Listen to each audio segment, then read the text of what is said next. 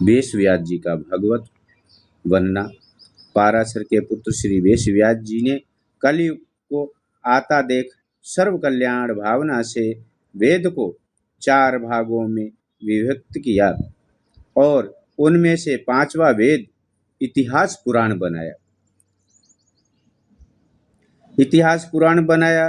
पैदल ऋषि ऋग्वेद के जैमिनी, श्री सामवेद के वैश्यायन, यजुर्वेद के तथा सुमन के अर्थवेद वेद के ज्ञाता हुए।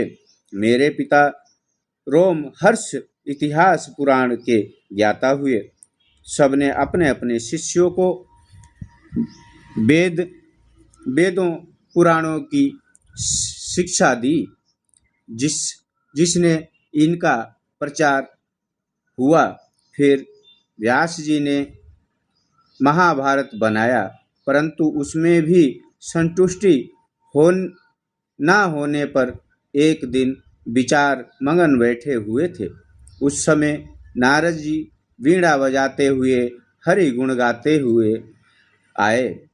व्यास जी को विचार मगन देख श्री नारद जी ने उनके दुख कारण पूछा।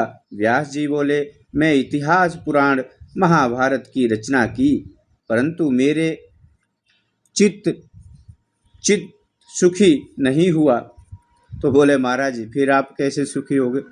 आप मेरे दुख को दूर करने का कोई उपाय बताइए। बोले, महाराज कोई उपाय हो तो आप हमको बताइए जो हमारा ये दुख दूर हो जाए। बतावे।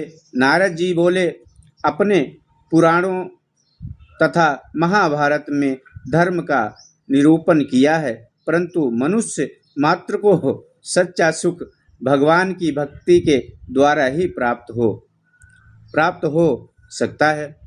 बोले, तुमने तो सब कुछ किया है, ठीक बात है, पर भगवान की भक्ति द्वारा जो है, बिना भक्ति के भगवान के मनुष्य सुखी नहीं हो सकता है। सच्चा सुख भगवान की भक्ति के द्वारा ही प्राप्त होता है। बोले, इंसान को जो है ना, वो चाहे वेद पढ़े, पुराण पढ़े, कुछ भी पढ़ ले, अच्छा कुछ भी वो कर ले, चाहे फूल चढ़ा ले, माला चढ़ा ले, कुछ भी कर ले, भंडारा कर ले, यज्ञ कर ले, कुछ भी कर ले, पर सच्चा सुख तो भगवान की प्रीति में ही है। सच्चा सुख भगवान की भक्ति द्वारा ही प्राप्त हो सकता है। मैं पहले एक दासी का पुत्र था। नारद जी बोले, मैं तो पहले एक दासी का पुत्र था, महात्माओं की सेवा करता था। चतुर्मास मेरे यहाँ विश्राम करते थे। मैंने उनसे भगवान के साकार अवतार की महिमा सुनी। बोले, वो चतुर्मास में महात्मा लोग आते थे, वो हमारे यहाँ पे आकर के निवास करते थे, तो मैंने उनसे चतुर्भुज भगवान की महिमा जब सुनी, जिससे मेरे हृदय में भगवान की भक्ति उत्पन्न हुई। बोले, महिमा सुनने से जब मेरे हृदय में भगवान की भक्ति उत्पन्न हो सकती है, तो आपको क्यों नहीं? पर आपको तो चाहे पूरा शरबत ही घोल के पिला दो, पर आपको नहीं होगा। मेरे को तो ऐसा ही लगता है, क्योंकि हम सब जब पैदा हुए ना, तो हमारा भगवान से एक ही वचन था कि मैं संसार में जाकर के तुम्हारे सुयश का गान करूँगा, तुम्हारा प्रचार करूँगा, तुम्हारा गुणगान करूँगा, पर इधर आकर के हाय माया, ये मेरा बेटा, ये मेरी बेटी, वो ससुर जमाई दामाद है, इस दुनिया में भूल चुके हो। साकार अवतार की महिमा सुनी, जिससे मेरे हृदय में भगवान की भक्ति उत्पन्न हुई। फिर संतों ने मुझे उसका पात्र समझकर उनकी भक्ति का उपदेश दिया। भगवान की प्रीति होने पर भगवान ने भक्ति से प्रसन्न होकर मुझे बुद्धि दी, जिसने मुझे ज्ञान उत्पन्न हुआ भगवान की। बोले, भगवान के द्वारा मेरे तो ज्ञान उत्पन्न हुआ। भगवान क्या है? कहते हैं, राम कृष्ण से को बड़ा तिन्हु तो गुर कीन, 3 लोक के बेधनी गुरु आगे आधीन।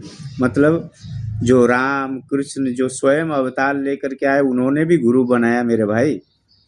हमारे आपकी तो क्या औकात है? वो तीनों तीनों ने गुरकीन है। राम कृष्ण से को बड़ा तीनों ने तो गुरकीन, तीन लोग के वेदनी गुरु आगे अधीन। वो तीन लोग के विधाता थे, वो भी गुरु के अधीन होते थे, ठीक है, वो भी गुरु को नमन करते थे। आजकल हम तो पता है गुरु किसको बनाते हैं, या तो कोई, अब छोड़ दो, मैं कहूँगा नहीं आगे, आप तो समझने वाले समझ ही रहे हैं। भगवान की बुद्धि से ही मुझे ज्ञान उत्पन्न हुआ, भगवान की भक्ति ही अंतःकरण शुद्ध करने वाली तथा मोक्ष देने वाली है। बोले तुम कोई भी जतन कर लो, जप कर लो, तप कर लो, कहीं भी चले जाओ, कैलाश में चले जाओ, हरिद्वार चले जाओ, वृंदावन चले जाओ, स्वामी प्रेमानंद महाराज के दर्शन कर लो, बागेश्वर महाराज के दर्शन कर लो, आप किसी भी महाराज के दर्शन कर लो, जब तक आपका हृदय साफ नहीं होगा आपको कुछ मिलने वाला नहीं। चाहिए दुनिया में तुम चले जाओ, ये मैं कह रहा हूँ और सत्य वचन कह रहा हूँ, मुझे इधर उधर घुमाने की आदत नहीं है। बुद्धि भक्ति ही अंतःकरण शुद्ध करने वाली, मोक्ष देने वाली है। इस कारण अब तुम दुखी लोगों को दुख को दूर करने के लिए भगवान की सगुण लीलाओं का वर्णन करो, जिससे सब में भगवान की भक्ति उत्पन्न हो।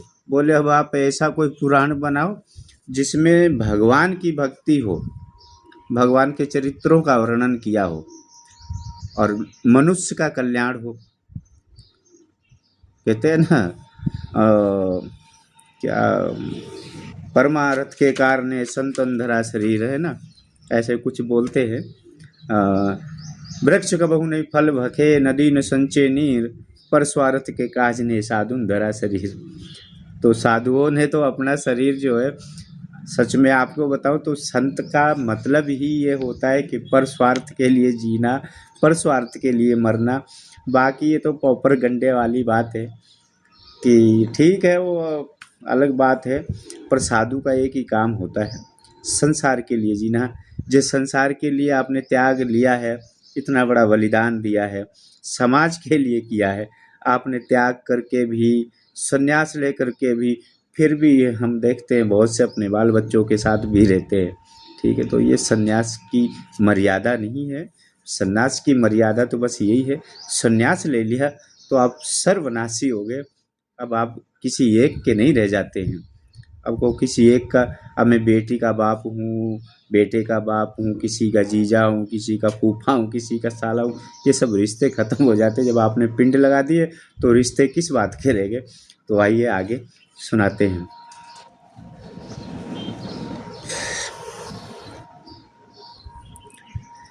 तो भगवान की भक्ति में मन लगाइए। संसार में तो बहुत मन लगा लिया है, कुछ क्षण भगवान के लिए भी दीजिए। लोगों की सेवा करिए, लोगों के साथ अच्छा व्यवहार करिए। बस यही आपके साथ जाने वाला है, बाकी कुछ जाने वाला नहीं। आप चाहे पूरा घर सोने का बना दो, पूरा घर आप सोने का बना लो, और उसमें तुम्हारे साथ सोना तो क्या है, एक सोने की कील भी नहीं रखी जाएगी।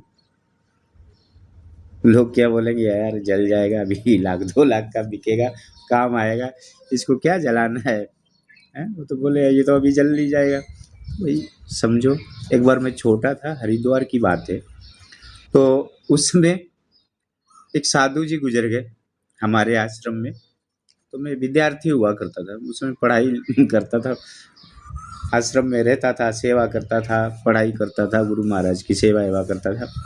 तो एक संत जी गुजर गए, बहुत पुराने साधु थे और बढ़िया संत थे, सज्जन संत थे। जब वो गुजर गए तो उनको इतना सजाया जैसे एक दुल्हन को सजाते हैं डोली में, ऐसे खूब फल फूल माला और सब सजा सुजू के इधर से तो वो सजा के ले गए।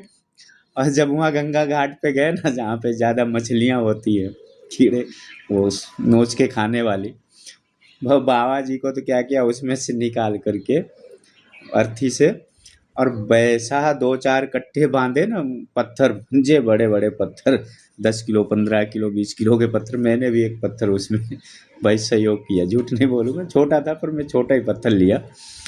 तो वो पत्थर को बाबा जी को बांध करके और ऐसे फेंका ना, धुड़ुम से, जैसे अभी ये किसी काम का नहीं। और जब तक वो जीवित रहा लोगों को ज्ञान भी दिया, शिष्य भी बहुत बनाए, सब कुछ किया, आश्रम के लिए पता नहीं क्या किया। पर मैंने कहा यार थोड़ा इज्जत से कम इनकी विदाई करो। बोले अभी क्या इज्जत करना है, तो मिट्टी है, जाने वाला तो चला गया, तो आप ऐसा मत करिए, ये सबके साथ होने वाला है और होता ही है। ठीक है, तो अभी भी टाइम है आपके पास, उस हरि सुमिरन जरूर कर लिया करें, मठ मंदिरों में जरूर जाएं, ताकि आपका कल्याण हो, आपका भविष्य अच्छा बने, आपके बच्चों का भी कल्याण हो। ओम नमो नारायण। जय गुरु महाराज। याद रखना।